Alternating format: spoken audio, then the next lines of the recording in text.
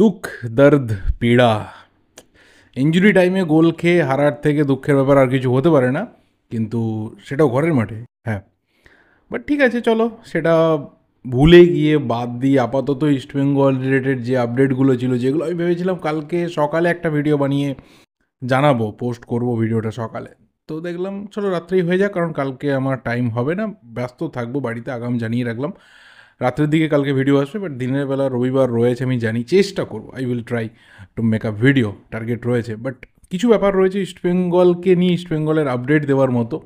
আমার মুডটা একটু ডাউন লাগতে পারে, সেটা অবশ্যই এই রেজাল্টের জন্য, বাট ঠিক আছে চলো। ইস্টবেঙ্গলকে নিয়ে 3-4টে বিষয় বলার রয়েছে, যেখানে ইস্টবেঙ্গল সমর্থকরা কিছু কিছু ক্ষেত্রে হয়তো হ্যাপি হতে পারে, আর কিছু ক্ষেত্রে হয়তো একটু টেন্সড থাকতে পারে। বাট আপডেট যা উঠে আসছে, রিপোর্ট যা উঠে আসছে, সেই মোতাবেকই কথা বলবো। যার মধ্যে প্রথমটা, যেটা চেন্নাইয়ের এফসি ম্যাচের আগে ভালো এবং খারাপ সব দিক মিলিয়ে, এক হচ্ছে যে সাউল ক্রেসপো, তার কিন্তু ফিরে আসাটা ভীষণভাবে জরুরি ছিল মাঝ মাঠে, এবং যেভাবে সাউল গেম কন্ট্রোল করতো, তার অ্যাবসেন্সটা কোথাও কিন্তু ইস্টবেঙ্গল টিম ফিল করছিল, এবং মাঝ মাঠে সেই যে শূন্য স্থানটা, সেটা ভরাট করার মতো কোনো প্লেয়ার সেই জুতোতে পা গলাতে পারেনি। অনেকেই টেস্টেড অ্যান্ড ট্রায়াড হয়েছে, বাট কোথাও সাউল যে কাজটা করছিল, সাউল যে ওয়ার্কলোডটা নিচ্ছিল, সাউল যে লেভেলে ডেলিভারি করছিল, সেটা কিন্তু অন্য কোনো প্লেয়ার দ্বারা হচ্ছিল না, এবং তার ইঞ্জুরি পাওয়াটা খুব আনফর্চুনেট ব্যাপার ছিল। ডার্বিতে হয়তো এখন অনেকে মনে করছে না, নামালে হয়তো ভালো হতো, তাহলে এতটা দিন হয়তো সাউল মাঠের বাইরে থাকতো না। তবে হ্যাঁ, খুশির খবর এটা ইস্টবেঙ্গল সমর্থকদের জন্য, যে সাউল ক্রেসপো কিন্তু আবারও ফিরে এসেছে, এবং শুধুমাত্র ফিরে আসেনি, তার কিন্তু রিহ্যাবও স্টার্ট হয়ে গেছে। তো চেন্নাইন এফসি ম্যাচের আগে কতটা ফিট হয়ে চেন্নাইন এফসি ম্যাচের জন্য রেডি হবে, অবশ্যই ডাউট থাকছে। তাড়াহুড়োর রাস্তাতে কখনোই কোয়াদ্রাত আর যেতে চাইবেন বলে মনে হয় না, কিন্তু যদি সব ঠিকঠাক থাকে, তাহলে একদিনের গ্যাপেই যে চেন্নাই এফসি ম্যাচ রয়েছে, সেখানে হয়তো সাউল ক্রেসপোকে আমরা দেখলেও দেখতে পারি। বাট তার পরের ম্যাচটাতে সেখানে কিন্তু সাউল ক্রেসপো ভীষণভাবে অ্যাভেলেবেল থাকছে, এবং ডার্বি, যেখানে কোথাও টার্গেট রয়েছে আবারও কোয়াদ্রাতের একটা ভালো ম্যাচ খেলার, সেখানে কিন্তু সাউল ক্রেসপো ফুল ফিট হয়ে নেমে যাওয়ার মতো চান্স পুরোপুরি রয়েছে, তার আগের ম্যাচেই ফিরে আসার চান্স পুরোপুরি রয়েছে। তো এটা ইস্টবেঙ্গল সমর্থকদের জন্য এই মুহূর্তে দাঁড়িয়ে যথেষ্ট ভালো একটা খবর। বাট দ্বিতীয় যে বিষয়টা উঠে এসেছে, সেটা হচ্ছে সৌভিক অ্যান্ড নন্দা, তাদের কিন্তু ট্রেনিং সেশন থেকে রেস্ট দেওয়া হয়েছে, এবং এখানে দুটো ব্যাপার উঠে এসেছে। এক হচ্ছে আইদার তাদের কোনো ইনজুরি হয়েছে, ট্রেনিং সেশনেই হয়েছে, বাট সেটা হয়তো খুব একটা মেজর ব্যাপার না, খুব মাইনর ব্যাপার, বাট কোচ রিস্ক নিতে চান না, সেই কারণে তাদের রেস্ট দেওয়া হয়েছে। আবার এমনও হতে পারে যে হয়তো প্লেয়ারদের যে কন্টিনিউয়াস খেলা হচ্ছে, তাদের একটা ফ্যাটিক রয়েছে, টায়ার্ডনেস রয়েছে, এবং এই দুজন প্লেয়ার কিন্তু কন্টিনিউয়াসলি খেলে যাচ্ছে, প্রচুর মিনিটস কিন্তু ইস্টবেঙ্গলের হয়ে মাঠে তারা নেমেছে, তো সেই জায়গা থেকেও হয়তো তাদের সেই টায়ার্ডনেসটাকে মাথায় রেখে তাদের রেস্ট দেওয়া হয়েছে একদিন। আবারও কালকে তারা ট্রেনিংয়ে ফিরবে, এবং পরশু দিনকে ম্যাচে অবভিয়াসলি তারা অ্যাভেলেবেল থাকবে, কারণ এই দুটো প্লেয়ার এমনই ইম্পর্টেন্ট প্লেয়ার। পারফরমেন্স যাই হোক না কেন, সৌভিকের তো তাকে নিয়ে আলাদা করে কিছু বলার নেই, তার পারফরমেন্সটা যে লেভেলের হচ্ছে।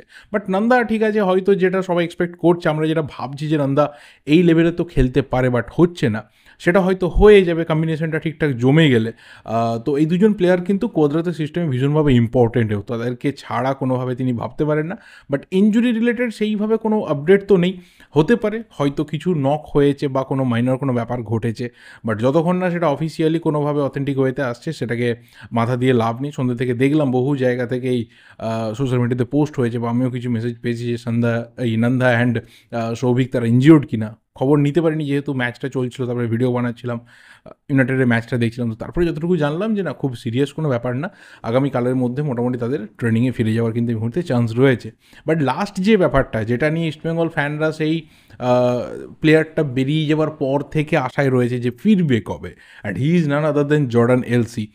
যেভাবে অস্ট্রেলিয়া থেকে তাকে নিয়ে আসা হয়েছিল, যেভাবে সিগনেচারটা হাইপ ক্রিয়েট করেছিল, তার বিভিন্ন রকম আলাদা অ্যাসপেক্টে, জানো তোমরা, সেটা আমি রিপিট করতে চাই না।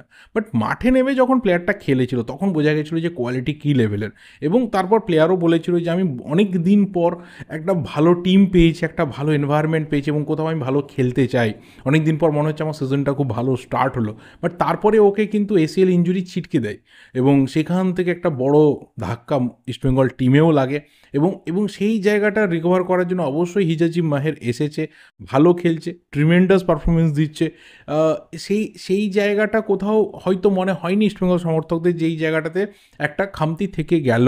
বাট এই প্লেয়ারটাকে নিয়ে কিন্তু ইস্টবেঙ্গল সমর্থকদের একটা আলাদা আবেগ ছিল, যে আবারও তাকে ফিরে আসতে দেখা, আবারও তাকে ইস্টবেঙ্গল জার্সিতে মাঠে নামতে দেখা। সেটা শুধুমাত্র সবাই মনে করছিল সময়ের অপেক্ষা। তবে বারবার বলেছিলাম যে এই সিজনে পসিবল না। এবং মোটামুটি আমি জর্ডান এলসিকে নিয়ে যখন একটা ভিডিও বানিয়েছিলাম, মোস্ট প্রবলি একদম আর্লি ডিসেম্বরে, যে জর্ডান এলসি ফিরছে, তো অবশ্যই এটা ঠিক কথা।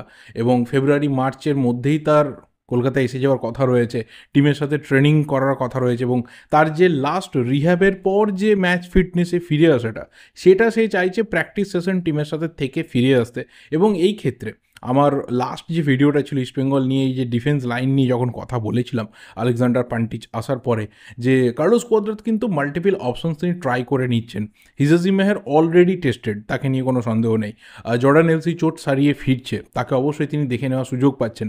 আলেকজান্ডার পান্টিচকে প্রথম ম্যাচটাতে মোটামুটি ভালো লেগেছে। একদম নতুন টিম, নতুন কিছু পার্টনার্স রয়েছে, নতুন একটা সেট আপে খেলা এবং একটা নতুন এনভায়রনমেন্টে খেলা, এবং সেই জায়গাতে কোথাও নিজেকে কিন্তু প্রুভ করতে পেরেছে যে ও কোয়ালিটি ডিফেন্ডার। তবে আরও ম্যাচে কিন্তু ওর পরীক্ষা হবে, আরও যত বেটার অপোনেন্টের বিরুদ্ধেও ভালো খেলবে, তখন কিন্তু ইস্টবেঙ্গল সমর্থকরা আরও বেশি আশ্বস্ত হবেন যে হ্যাঁ, একে নিয়ে আগামী দিনে আমরা ভাবনা চিন্তা করতে পারি। তো কোথাও এই যে ডিফেন্সিভ অপশনসগুলো কোয়াদ্রাত হাতে রাখছেন, বা তিনি যাচাই করে নিতে চাইছেন যে কাদের নিয়ে তিনি পরবর্তী সিজনটা, যেটা জুলাই মাস থেকে কিন্তু শুরু হয়ে যাচ্ছে, ডুরান্ড কাপ, এবং অবশ্যই ইস্টবেঙ্গলে যেটা আগামী সিজনে এখনও অবধি সবথেকে মোস্ট ইম্পর্টেন্ট টুর্নামেন্টের তালিকায় চলে গেছে, যে এফসি চ্যাম্পিয়ন্স লিগ 2 এর কোয়ালিফাইং রাউন্ড, সেই জায়গাগুলো মাথায় রেখে কিন্তু কোয়াদ্রাত প্ল্যান করতে শুরু করছেন। তো সেই পার্ট হিসেবে কিন্তু জর্ডান এলসি সোমবার দিন কলকাতায় ঢুকছে, এবং অবশ্যই টিমের সাথে পুরো দমে প্র্যাকটিস করবে। বাকি তার যা মেডিকেল টেস্ট রয়েছে বাগেরা রয়েছে, সব কিছু কিন্তু কমপ্লিট হবে, এবং অবশ্যই আগামী সিজনে তাকে রাখার ব্যাপারে বা তাকে নিয়ে আরও ফার্দার প্ল্যানিংয়ের ব্যাপারে তারপরেই কিন্তু Cuadrat and East Bengal management decision নেবেন। যতটা ডিফেন্সিভলি ইস্টবেঙ্গলকে কোয়াদ্রাত কাজ করাচ্ছেন বা রিক্রুটমেন্টগুলো হচ্ছে, ততটা কিন্তু ক্রিয়েটিভ জায়গাতে খামতি থেকে যাচ্ছে। অবশ্যই ভিক্টরের মতো প্লেয়ার এসেছে, বাট স্টিল ও নিজের প্রাইম ফর্মে নেই। তো ওই জায়গাটাতে একটা চেঞ্জের দরকার রয়েছে। ফেলিসিও ব্রাউনের থেকে মাচ বেটার একজন ব্যাকআপ স্ট্রাইকার কিন্তু ইস্টবেঙ্গল ডিজার্ভ করে, তো সেই জায়গাটারও দরকার রয়েছে। মেন প্রবলেমটা হচ্ছে ওই ক্রিয়েটিভিটির জায়গাতে। ওই জায়গাতে দুজন ভালো প্লেয়ার যদি কোয়াদ্রাত নিয়ে আসেন, তাকে নিয়ে আসতেই হবে, কারণ এএফসি টুর্নামেন্টকে পাখির চোখ করতে গেলে, ভালো কিছু করতে গেলে, ইভেন যারা আইএসএল চ্যাম্পিয়ন হয়ে এএফসি চ্যাম্পিয়ন্স লিগ 2 এর গ্রুপ স্টেজে যাবে, তাদেরও কিন্তু এই সিজনের থেকে বেটার টিম বানাতে হবে, সেটা যেই যাক না কেন। কারণ আমরা জানি এএফসি চ্যাম্পিয়ন্স লিগ 2 এ কিন্তু ওয়েস্ট এশিয়ান জোনে আমরা অপোনেন্ট হিসেবে পাবো সৌদি আরবের ক্লাব, ইরানের ক্লাব, কাতারের ক্লাব, উজবেকিস্তানের ক্লাব। যে ক্লাবগুলোর এগেনস্ট আমরা এফসি চ্যাম্পিয়ন্স লিগে ভালো কিছু করতে পারি না, এলিট লেভেলে ভালো কিছু করতে পারি না, তো সেখানে সেকেন্ড টিয়ারেও যে ভালো কিছু করতে পারবো তার কিন্তু গ্যারেন্টি নেই। তো টিম কোথাও ভালো বানাতে হবে, এবং সেরকমই একটা টার্গেট নিয়ে কিন্তু কোয়াদ্রাত কাজ শুরু করছেন। তারই একটা পার্ট হিসাবে এলসের আশা আবারও দেখা যাক সেটা কতটা ইস্টবেঙ্গলের জন্য ভালো হয়। কিন্তু যেটাতে আমি শেষ করতে চাই যে সব ঠিক আছে, বাট পরবর্তী সিজনের প্ল্যানিং যদি করতে হয়, তাহলে কিন্তু বাজেট নিয়েও ইস্টবেঙ্গল ম্যানেজমেন্টকে ভাবতে শুরু করতে হবে। ওখানেই কোথাও একটা বিরাট বড় খামতি থেকে যাচ্ছে। ডোমেস্টিক প্লেয়ার সিগনেচার হোক বা ফরেন প্লেয়ার সিগনেচার হোক, সেখানে কিন্তু বাজেট বাড়াতে হবে। আদারওয়াইজ যে টিম তৈরি হয়, সেই টিম নিয়ে সত্যি কথা বলতে এফসি চ্যাম্পিয়ন্স লিগ 2 এ ফাইট করা যায় না। একটা দুটো ম্যাচ হয়তো ভালো খেলা যায়, একটা ম্যাচ হয়তো হার্ডলি জেতা যাবে, গ্রুপ স্টেজ যদি ইস্টবেঙ্গল রিচ করতে পারে। বাট যে টার্গেটটা কোথাও ইন্ডিয়ান ক্লাবগুলোর নেওয়া দরকার, সেখানে আমার মনে হয় না যে এত লিমিটেড বাজেটে রিচ কেউ করতে পারবে বলে। তো দেখা যাক কী হয়, এখনও অনেক সময় বাকি রয়েছে, সেটা নিয়ে এখন আলোচনা করা খুব একটা ভালো হবে না। তো আপাতত যেটা হচ্ছে সেটাকে এনজয় করতে থাকো।